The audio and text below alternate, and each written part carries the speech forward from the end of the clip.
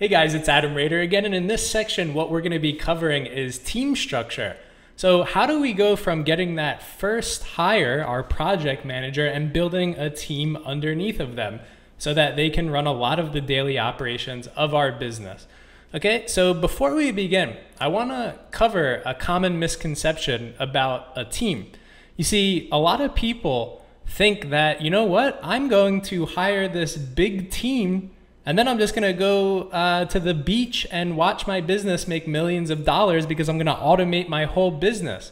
Well, I have kind of bad news for you. That's probably not going to happen. In fact, I've seen a lot of people try to do that and it's kind of backfired on them where it just didn't work out. The reason a team is so powerful is not because they're going to run your business for you. The way a team works is they're going to allow you to grow your business. They're going to allow you to accelerate the growth of your business when you build your team properly. So unfortunately, you're probably not going to be able to just collect checks on autopilot. You're still going to be involved in your business. But if you've got a profitable business and you've got great ideas, your team is going to be able to accelerate that growth process enormously because the team is going to take over some of the tasks that you don't enjoy doing, some of the tasks that you're not necessarily the most passionate about. For me, I can't stand doing customer service. It's just something that I really don't enjoy. So I have a very large customer service department. In fact, customer service was the first thing that I wanted to automate in my business because it's something that I don't necessarily have to be there for. And I want to concentrate on the things in my business that make us grow. So again, teams don't necessarily run your whole business, but they are going to allow you to focus on the growth of your business and make you hit bigger numbers because you're not stuck doing the things that you don't like. Okay, so now that we have that out of the way, I'm just going to give you a preview of the exact way that my team is structured. So as you can see here, this is my actual team business structure, and I'm up here at the top as the owner. Now, I still do all of the Facebook advertising and all of the email marketing in my business. And right beneath me is my project manager. Now, as you can see, my project manager manages the customer service department, the data entry department. He does all of the accounting. He does the product research. He's doing the Facebook engagement management. And we also have another department in our business where we have a product uploader who does all of the photo editing, the store management, and also product research. Now, under each department, we have many people, many people. And I want to mention something really quick here. If you look at this graph closely, there's only 2 people in my entire company that are allowed to have contact with me. There's my project manager, and then there's my designer over here. That's it. Those are the only 2 people that can have contact with me. There's a very specific reason that my business is structured this way.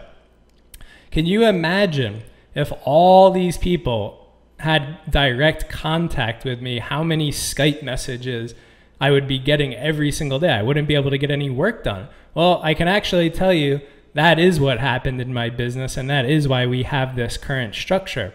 What ended up happening was about when we had our 5th or 6th person on board, we just had a large Skype group chat. And what ended up occurring was everybody loved talking to me, the business owner. They wanted to let me know what they were having for lunch. They wanted to let me know what the weather was outside. They wanted to let me know what their kids were doing that weekend. And that's all great. But let's face it, we're here to run a business. We're here to make a lot of money, and we're here to grow. And unfortunately, those things were getting in my way of focusing on the growth of the business. So as you can see, we found a solution here where there's only 2 people now that can have contact with me inside of my business, right? Now, how do you make everybody feel valued even though only 2 people are able to have contact with you? Well, that's something that we're going to cover in our team culture module, which is the next section. But let's keep talking about how to structure your business. I hope this diagram has really helped you. So I'm going to give you a piece of advice that was the most powerful thing that helped me in building my team that I currently have now. I asked one of my good friends who at the time had a team of about 15 people, and I said, hey, can I interview your project manager? And he said yes. So I went to his project manager and I said, how are you able to manage so many people and keep your operation efficient? And he said, you know what, Adam, you need to treat it like a business, because it is a business. That's what he said to me. He said, treat it like a business because it's a business. And in that moment, it really clicked for me. You see, I got into internet marketing because I wanted to walk around in my shorts all day and just be casual online internet marketing, do whatever I want, live the free lifestyle. And the truth is, that's okay to do, but not if you're going to have a team. You see, teams need structure, and you need to treat it like a business, right? So the CEO of Johnson & Johnson or AT&T, one of these big companies, does not show up whenever he wants to in shorts and sandals, right?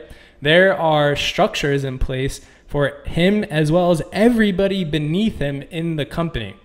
So treat it like a business. Now, the way that we treat it like a business is there are attendance policies, there are mandatory conferences that everybody must attend.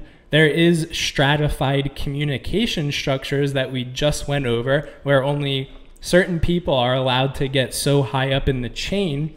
And while maintaining that stratified communication, you still need to be able to give direction and implement strategies through your business from the top down. So what happens if somebody does show up late? What happens if somebody doesn't show up to work? What happens if somebody doesn't do their job correctly? Just like a real business, there are protocols and procedures in place that you need to have so that there are ramifications to not doing a good job or not showing up. You have to have these same structures that any real business would have. Even though you may be doing this from your kitchen table, running your online empire, it doesn't matter. You have to treat it seriously. Now, another way that we found to treat it like a business is, like we said earlier, no robots. We like to empower our employees. And we really notice that when you empower your employees, they tend to make a lot of decisions and solve a lot of problems that you don't even have to get involved in. And when they start doing that, your team and your business really begins to automate itself, because these little tiny problems aren't even getting to you at the top because they're taking care of it, they're solving it. And now you can see why we don't want robots in our company. So I hope this section has really opened your eyes on how do we go about scaling a real team structure, keeping it professional and treating it like a real business. Now in the next section, this is going to be my favorite part, is okay, now we have all of these people in our business. How do we keep them happy? How do we keep them productive? And how do we keep them loyal?